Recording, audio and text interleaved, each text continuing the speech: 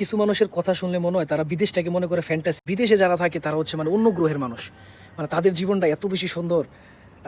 তাদের জন্য আমার সর্বপ্রথম যে কথাটা থাকবে, বিশ্বাস করেন খুব কম মানুষ আছে যে বিদেশে আসার পরে 8 ঘন্টা ডিউটি করে।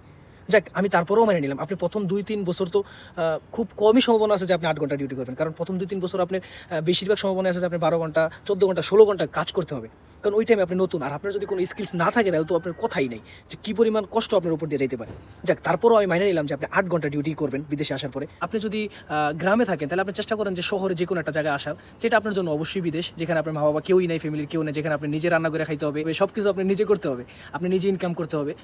সো আমি তাদেরকে সাজেস্ট করবো অ্যাটলিস্ট 6 থেকে 1 বছর আপনি আগে আপনার ফ্যামিলি থেকে দূরে থাকেন, যেটা বাংলাদেশের মধ্যেই থাকেন।